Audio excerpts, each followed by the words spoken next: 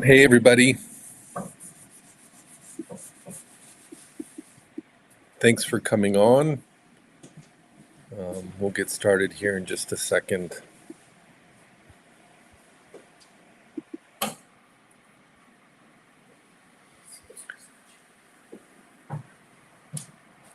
So, welcome to our Thursday night. And I would say this is a team update.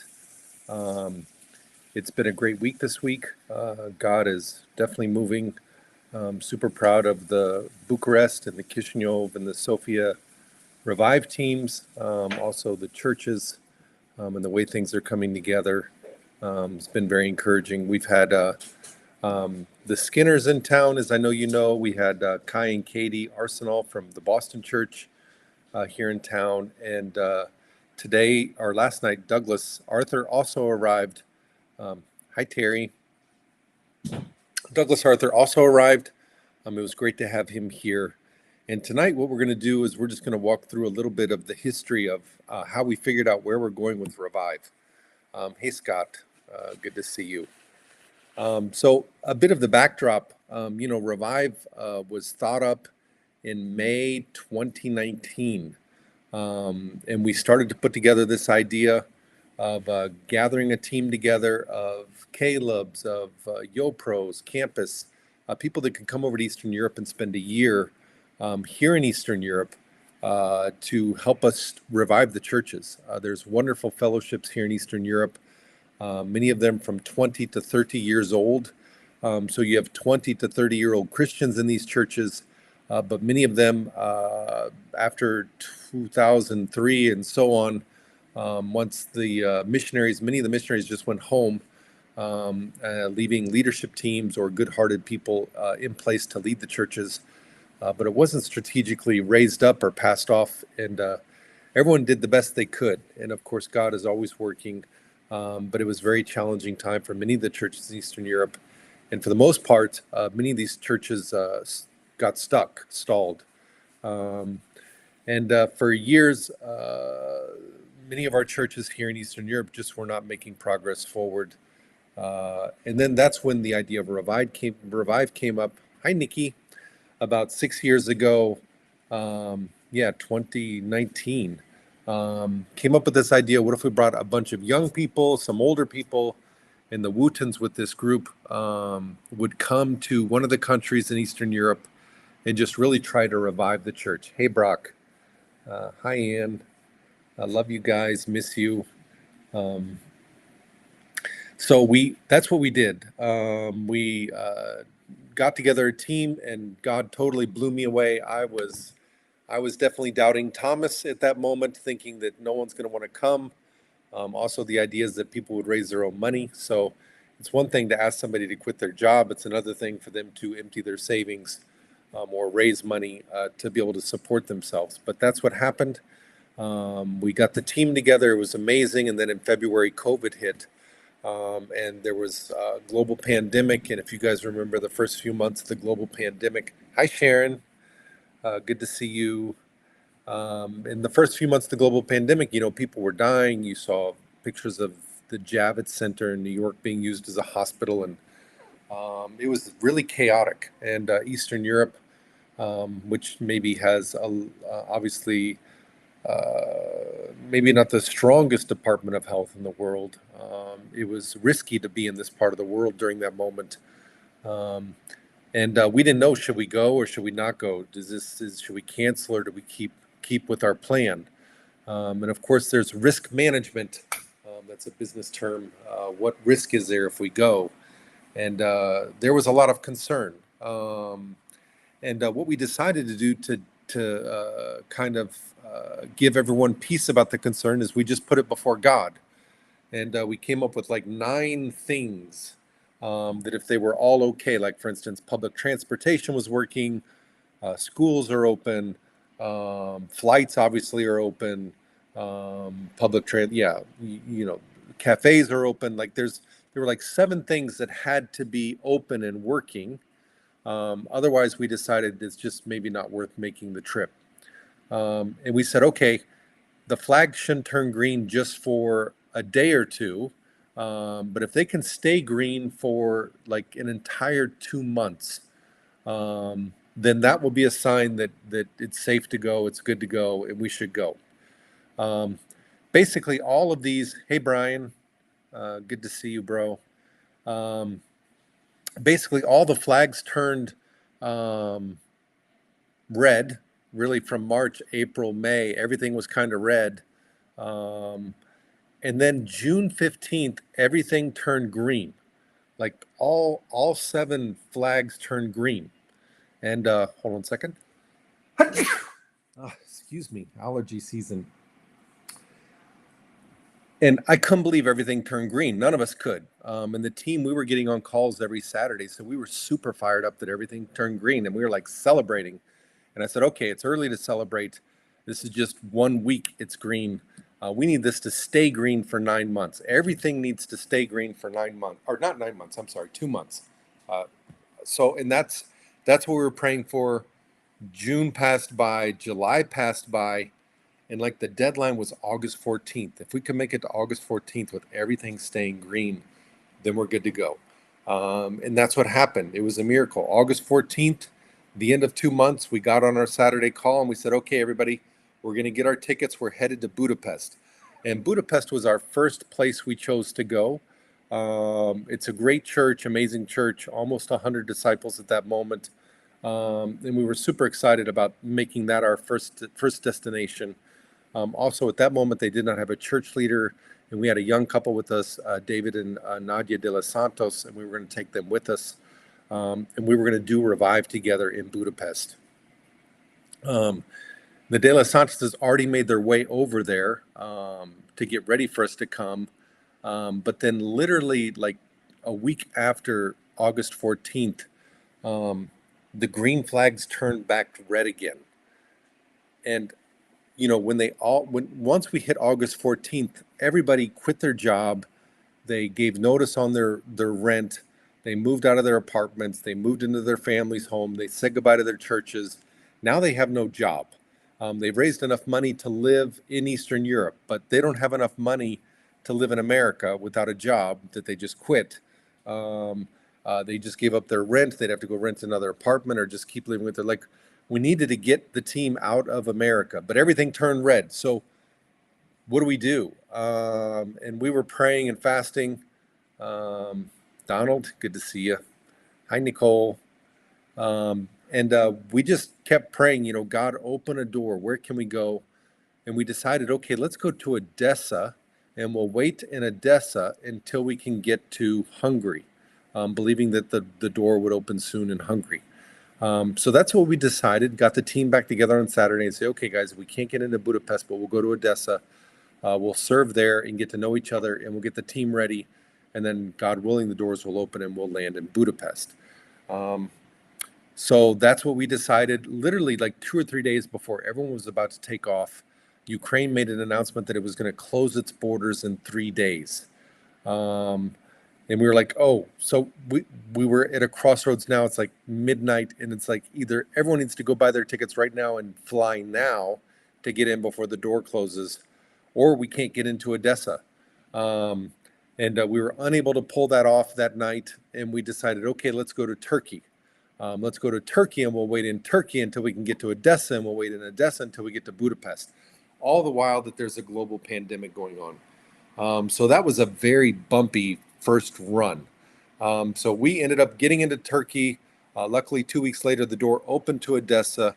The door never opened in the next 9 months. The door never actually opened to Budapest, Hungary.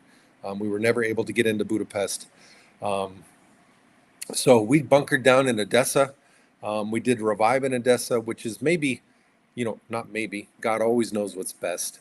God definitely was working because first time doing Revive, we didn't really know what we were doing, but we were in a safe place as far as being with Sasha and Maya Talatnikov there in Odessa. It's a healthy church, but it was great to really figure out Revive and how Revive can make an impact. And God did so many miracles in Odessa. It was amazing. We can talk about that at another show, but altogether, those first year and a few months, 18 people became Christians. I think 12 while we were actually there in town. But you have to understand, we actually didn't even see the church until our last Sunday that we were in Odessa. Literally, the last Sunday was the first Sunday that the Revive team got to meet the entire church. So we were there for 10 months, basically meeting as a Revive team, sharing our faith, cold contact with masks on. But God blessed with amazing young disciples who became Christians, and it was just really awesome. Hey, Don, good to see you. Hey, Graham, good morning. Oh, Washington, D.C. That's nice. Not quite so early. So that's 1.0. And while 1.0 is going on, we're sending out applications to 2.0. In 2.0, since Hungary still was not open, we decided to make 2.0 Zagreb, Croatia. So we set Zagreb, people signed up, we started the calls in April, started to build the team in April, all the while we're in Odessa at the same time, fundraising, the team comes together, and the team is getting ready to go to Zagreb, Croatia, which we were super excited about. The person we trusted with all of our document process completely dropped the ball, didn't deal with it, didn't go well, wasn't open about doing mismanaging all of our documents. So none of us got accepted to get into Zagreb. So none of us knew that was happening at the moment. So literally, once again, all summer long, we're training and getting ready to go to Zagreb. The Zagreb church is waiting for us. We get 2 weeks out and still nobody has a document. Nobody's heard from the government that we can come. And we thought, okay, this isn't good. Let's land in Chisinau, Moldova. And the reason Chisinau, Moldova is because we put a few of the Russians and Ukrainian kids on the team. And it was difficult to get them an EU and all those visas that we needed to go into Zagreb. So we couldn't just land in the EU. So we actually decided, let's go to Chisinau, Moldova, because Russians, Ukrainians, Americans, everyone can land there without a visa. We don't need a visa. So we said, okay, we'll go to Chisinau and we'll wait for the doors to open to Zagreb, Croatia. So this is now year number 2 that we said we're going somewhere and we don't go there. So it's almost becomes a little bit funny whenever we say this is where we're going, because so far we go anywhere but where we say we're going. So we landed in Chisinau. We thought, okay, any day now we're going to get the documents. Any day we're going to get the documents. Maybe about 5 weeks into it, and the Chisinau church is amazing. They were so hospitable and loving, and they're like throwing confetti as we walk into them midweek. I mean, they're just such a warm, hospitable, fired up spirit about having a Revive there. Even if it was just going to be for a week, they were so thankful we were there. And God really blessed that 2.0 Revive team. We thought, okay, let's go ahead and start the engine. We may not be staying here. Obviously, we're not staying here in Chisinau, but let's start the Revive engine and let's go out and let's love people and share the gospel with them. Literally within like 6 weeks, I think we had almost 100 people that we had studied the Bible with or started to study the Bible with. And we were like blown away. Like we had never seen this many open people. And we started to scratch our head and think, okay, maybe God wants us actually here. Of course, we were ready to go to Zagreb. We waited September, October, November, thinking, okay, any day now we could go to Zagreb. But then the interesting thing happened is that, you can stay in Moldova just for 3 months without needing to get a visa or a residency card. So October rolls around and we realize, okay, wait a minute, we don't have our Zagreb papers. We're going to get kicked out of here in a month if we don't get some kind of Moldovan papers. So we all start the process of getting Moldovan papers while we're trying to get Zagreb papers. So we're trying to get papers in 2 different countries. This is where Slava jumped in there, and Slava did a great job trying to get our things into the Department of Immigration. And everyone's telling us, oh, you're definitely going to get it. Oh, you're definitely going to get it. But at the same time, they were asking questions. Okay, wait a minute. You have 25 people from America doing what here? Like, why did you bring such a big team? How big is the church here? It's 30 or 40, and you brought 30 volunteers. Like, why so many? And people started to get nervous. Why are you bringing in so many foreigners to this small fellowship here in Moldova? So they kept promising us, but at the end of the day, the person who was supposed to sign off on all this, I think he got spooked that he's about to let 20 or 30 people in the country that he has no idea what they're really going to do here. And he decided last second, like he was guaranteeing Slava, you're definitely going to get the documents. You're definitely going to get the documents. And December is now rolled around. And we still didn't have our documents, but it was time to go home for Christmas. And everyone had bought their tickets to go home for Christmas. And we said, okay, leave your stuff here, go home for Christmas. We'll get our documents. We'll take photos of them. We'll send you a picture. Then you come back in with a picture of it saying that your document's ready. It'll be okay. So everybody goes home for Christmas. And like the day after everyone goes home for Christmas, Slava goes in to pick up our documents, which was the last day that it was like the deadline. And the guy says, I've rejected your entire team. Nobody's allowed back in the country. So Slava walks out of there like a deer who just got hit by a car. And he's like, nobody can come back. Like for the next 90 days, nobody can come back. The entire team just went home. They have a return ticket back to Chisinau, and their luggage is sitting in Chisinau. So the entire team, we have to get them all on a call during the Christmas season and says, guys, you can't go back to Moldova. We got to land in Odessa. And actually, maybe I don't remember this right, but I think we actually guessed that that might be an issue. And I told everybody, let's go back to Odessa. We'll spend a week there, then we'll come back to Moldova just in case we don't get back in the country. Yeah, that's what that we did guess that might happen, although we were pretty sure it wasn't going to happen. So our stuff is sitting in Chisinau. We all have to leave the country. We all land in Odessa right after the Christmas break. We celebrate Christmas there. We actually got stuck 4 extra days, which was the exact amount of time that Ina needed to study the Bible with her sister and baptize her. We ended up baptizing Ina's sister the day we left. But one of the reasons we left, actually not 7 days after, because we still didn't have our Chisinau documents. So we're sitting now in Odessa. We don't have documents to Croatia. We don't have documents back to Moldova. And we're sitting in the Ukraine. Now, the embassy in the United States started calling me in November, telling me that war was imminent in the Ukraine and that I need to get out of the country. Then they call me back in December and they say, this is warning number 2.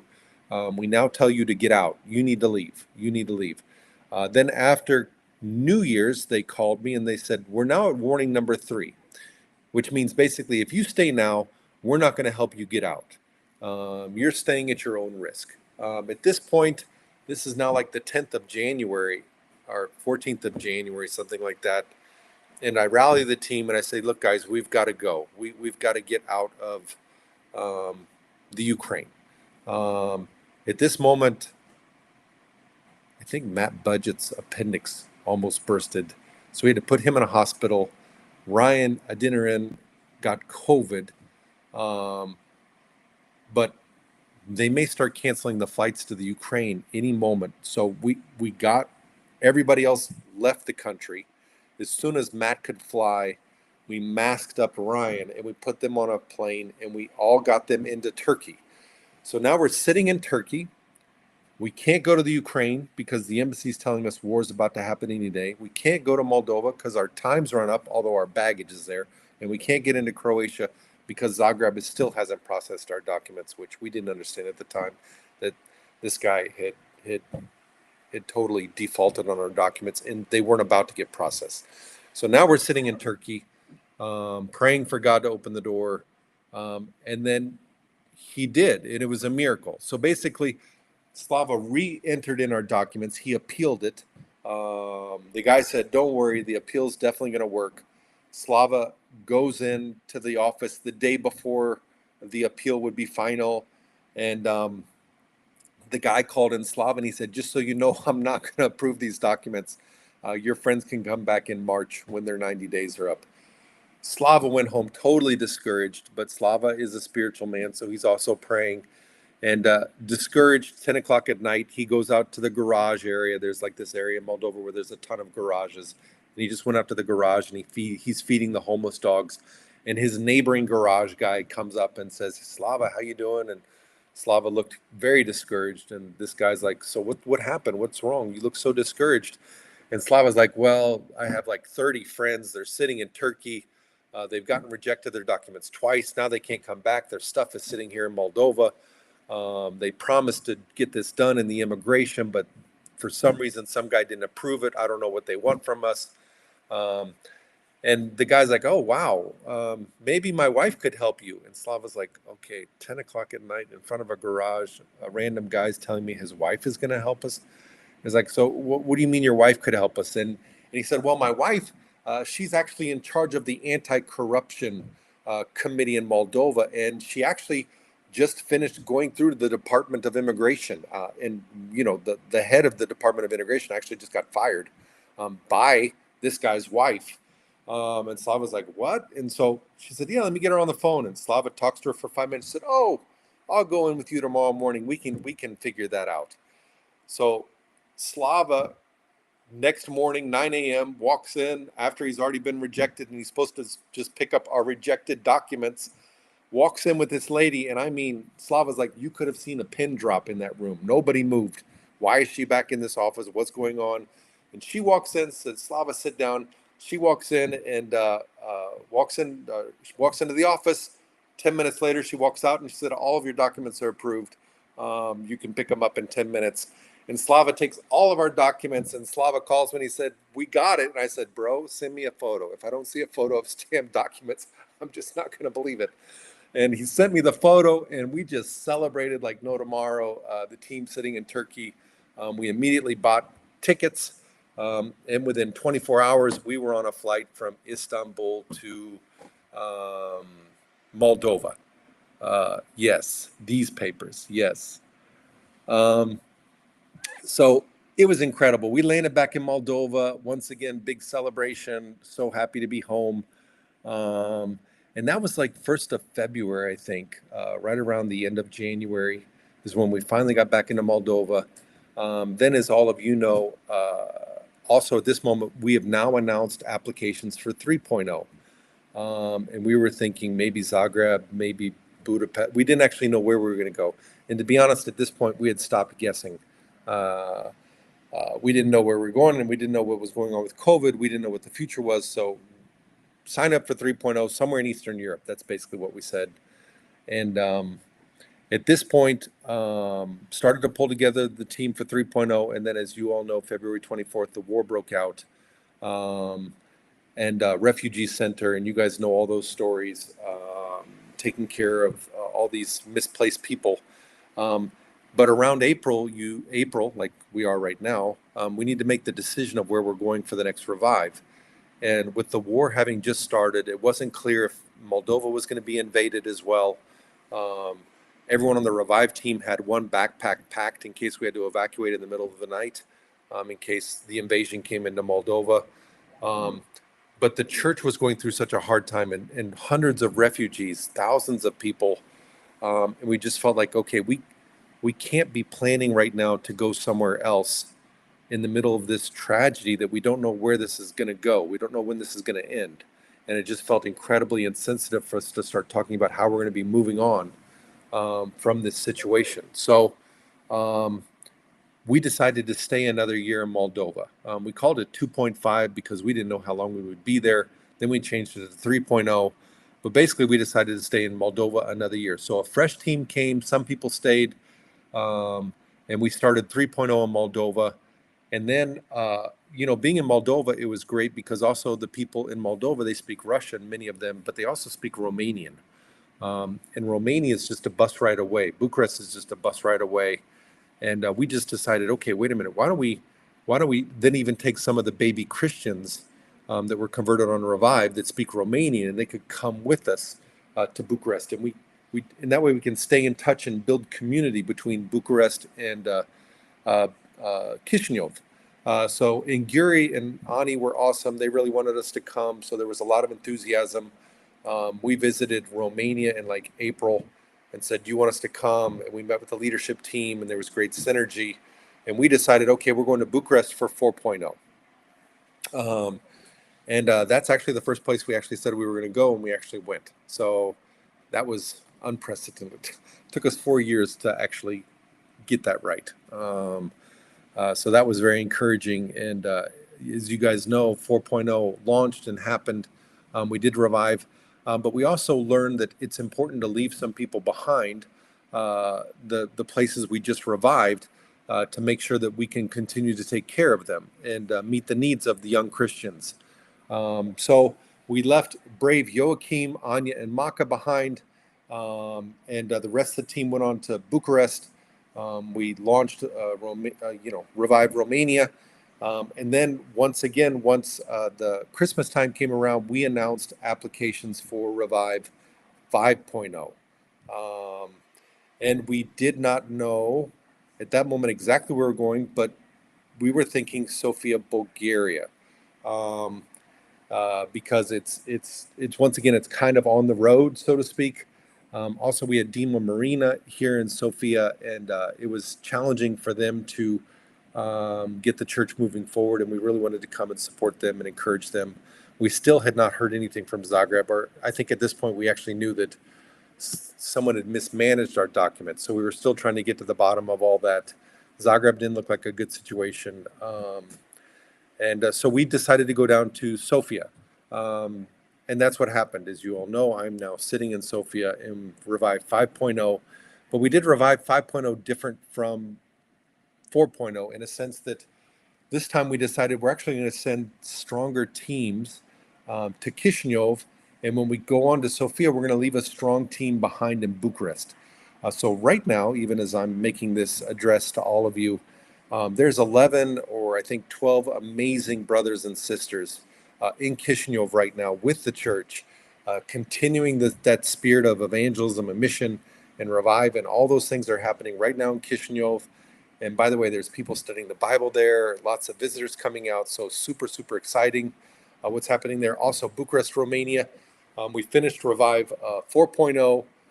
Lots of young Christians there. Derek and Leanne Vet stayed behind to lead the church, doing a great job.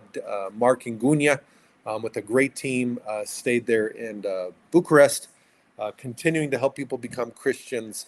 And we're here in Sofia with the other 1/3 of the team, basically 40 some people. We divided into 3 groups. And we're doing all 3 cities. So we've learned now that as we go forward, we always want to be able to send a team of 10.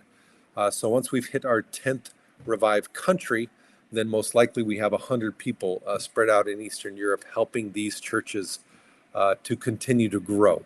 And of course, the dream on the mission field is that a church could become large enough that it could be self-supported, that their contribution would be enough to pay for and support their own church. And once you do that, then you're able to start to plant churches in the country besides just the one church that's in the capital that was started by the Mission Society, the European Mission Society. But the numbers on that is you need almost 150 to 200 members in a church for it to be self-supported in Eastern Europe with that level of economy. So we want to keep adding these support teams until we reach basically 200 members. And then they're more self-sustainable. It's got enough critical mass that it can continue to reach people in their city and their countries. So that's the dream, right? So right now we're in 3 different cities, and we've been trying to figure out where we're going for 6.0. It's interesting because where it all started is actually where we're all headed back to. And it's going to be different. It's almost like a Revive hybrid. Because it's not a completely normal Revive because of the makeup of the church. So we're super excited to announce that for 6.0, we are actually going to 2 cities, 2 new cities. So actually the proper statement is for 6.0, we are going to be in 5 cities. Of course, we're going back to Chisinau, Moldova, which we're super excited about continuing to build that church. And it's getting closer to 100 members. We can't wait to see that go over 100 members. Then we are also going to Bucharest, Romania. We'll be sending another team there that will continue to build the church there. And then, of course, we'll be bringing another team back here to Sofia, Bulgaria. But we're also going to take a team to Zagreb, Croatia, and to Budapest, Hungary. So we're actually doing both. And it's going to be amazing. We're super, super excited about this idea, this strategy. And let me explain just a little bit the backdrop on this. The Budapest church, I'll start with them. Amazing church. David and Nadia de los Santos, who are now in Phoenix, Arizona. I think when they arrived there were just a handful of young people in the church. Right now, I think there's 25 plus campus in Yopro. Young people, it's a thriving group. Many of the kids of the church became Christians, but not just converted to Christianity. They've been bringing out their friends are becoming Christians. So there's this radical, great group of young people. So usually one of the things Revive does is we take like 15 or 20 people young and we go in and from scratch, basically zero, like here in Sofia we have, or when we came to Bucharest, for instance, I think there was like one team, zero campus, one YoPro or something like that. By the time we left, there was 4 men, 4 women campus, 4 men, 4 women YoPro, and there were teens. So it's like there was no ministry, and by the time Revive leaves, those ministries exist. Same thing in Chisinau. And the same thing is happening right now. We're working on this in Sofia because there was no campus ministry, there was no team ministry, and there was no YoPro ministry. So those are almost like church plantings. But that's clearly not the need at this hour in Budapest. They don't need a big team of 20 young people to start up this ministry in Budapest. They've actually been seeing almost monthly conversions for the last 14 or 15 months in those ministries. So we just need some trainers to go in there and work with those young people, keep training them, spurring them on, inspiring them, and walking with them, and really help them take it to the next level. And let's really raise up some of these Hungarian young people. Maybe even some of them could join Revive even this September, part-time even, as Hungarian campus kids, part-time on Revive. And let's use the Hungarian young people to actually be on that Revive team, which will be great because you got the language taken care of, you got the culture taken care of, they have a place to live, they live at home. It just makes it incredibly feasible. So we'll bring in some young people to walk with them and help them, but it won't be as big a team as usual. Also in the Budapest church, leadership team there is really awesome. Kudos to the Omays, the Antons, for jumping in there and working with them as well. But they've really got a great chemistry amongst themselves. But right now, probably just more training is needed, some expertise. We also have some people very close to being appointed elders there. We have some people who are teacher candidates, just this great older church. So that's kind of the idea for Budapest, that it doesn't need the full-blown large team. It just needs some strategic components to really help raise up that eldership, appoint that eldership, raise up some teachers, and train those future campus ministers. And then Zagreb, also great leadership team, incredible. The Hoovers have done a great job really working with that team, raising them up. So super thankful for that, and also really reconnecting them to our fellowship in a great way. There's Zagreb disciples at events all over the world. They want to be connected. They want to grow. They want to be a part of our global fellowship. And we were just there this last weekend, Lena and I, and it was great to meet with their leadership team. They're super excited about Revive coming. And at the same time, the Hoovers did a good job inspiring some young people from the States to move over and enter into the campus ministry there.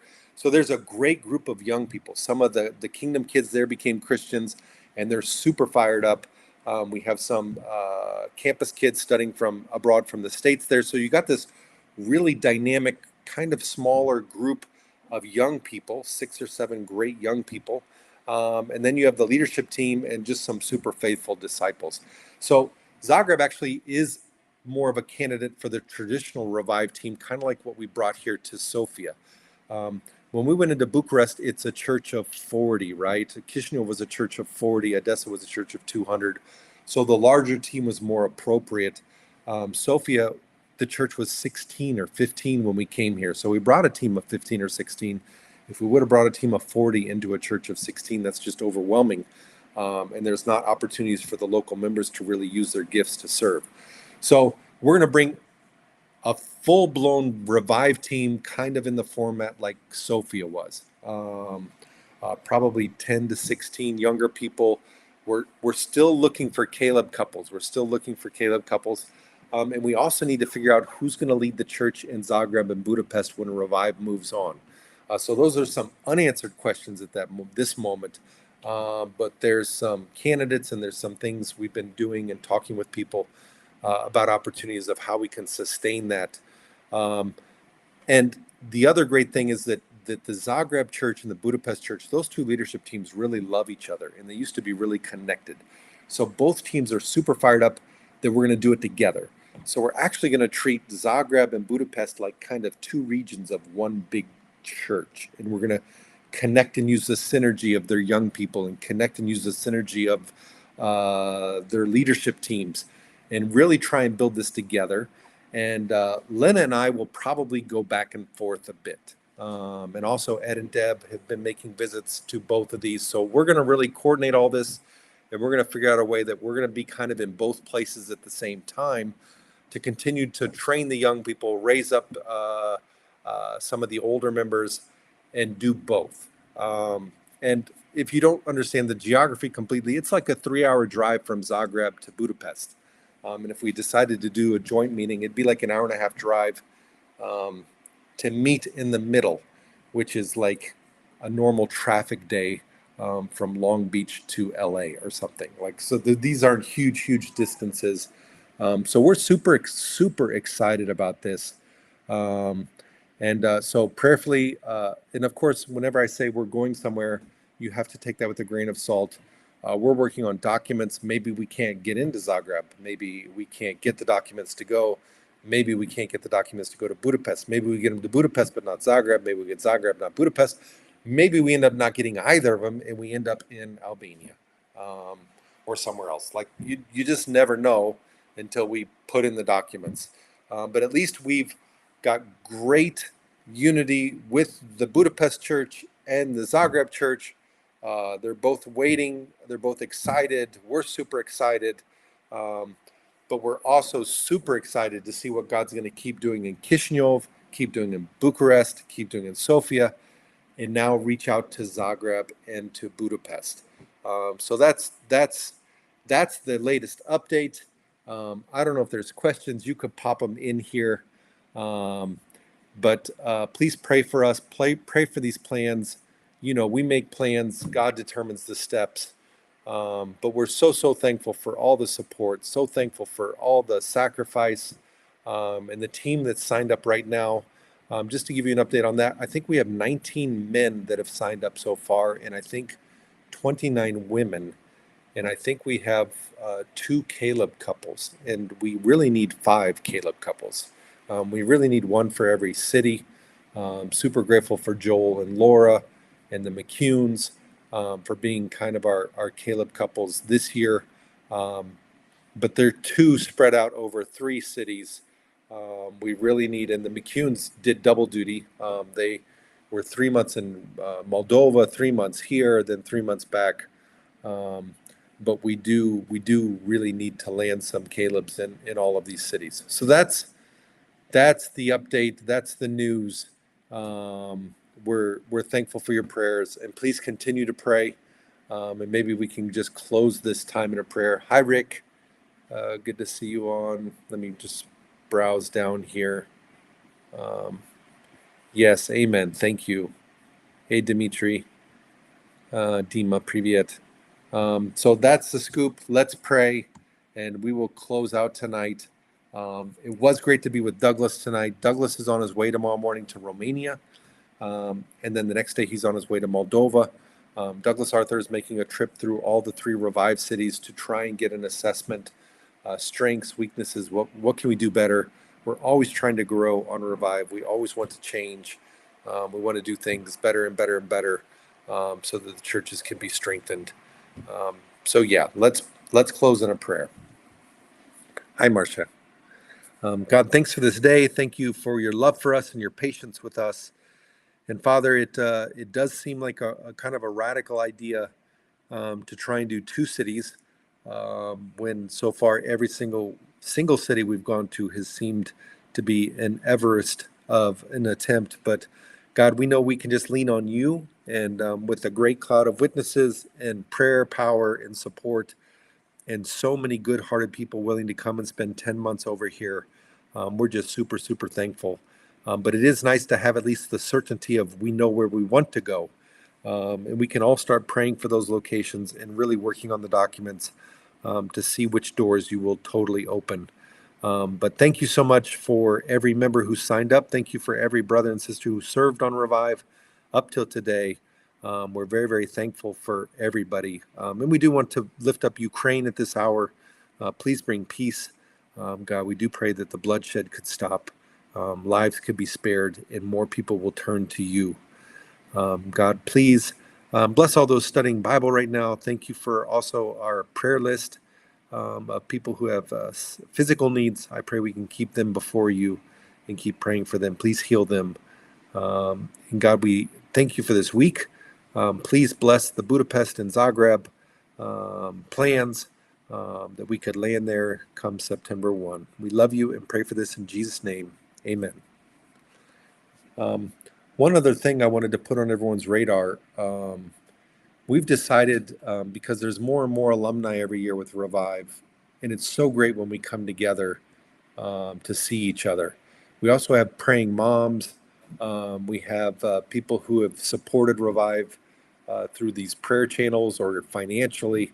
And what we've decided to do is we want to do a reunion, and that's spelled REE, union, because everything in Revive, we have to spell it with two E's. Don't ask me why.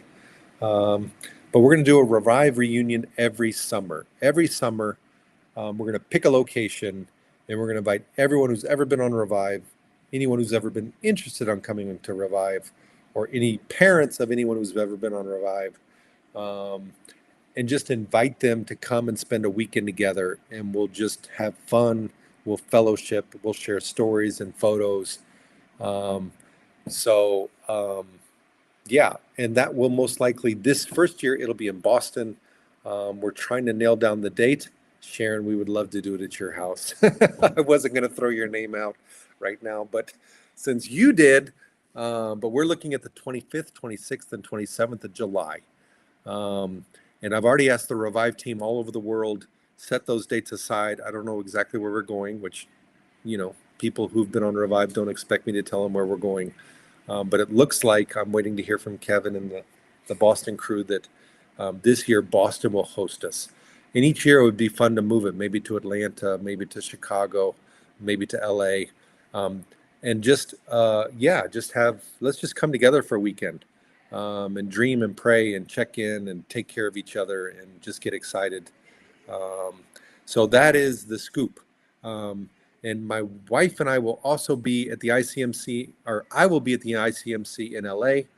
Also, I will get to be in San Francisco for almost a week this summer. So super excited to see the San Francisco Bay Fellowship, to see Brock and Ian, and to see Pablo and Nicole and the whole crew there in LA. So yeah, that's the scoop. That is the latest news. So mark your calendars, and we'll put that somewhere on the site. Oh, okay. We would love to. I'm coming. Yes, I am definitely coming to Chicago for a weekend. Scott, I'll let you know when I'm coming. I just need to figure out my summer. But definitely visiting Chicago, definitely visiting Spokane, definitely visiting Kansas City. Hi, Nicole. Yeah, definitely visiting Kansas City, Atlanta, Boston, Chicago, Spokane, San Francisco, LA, and Kansas City. Those are kind of the places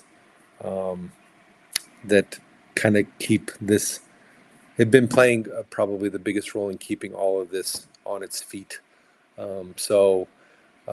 Amen. That's it for today. Love you guys a ton. I'm flying to Moldova Saturday to catch up with Douglas, and I will be back Sunday.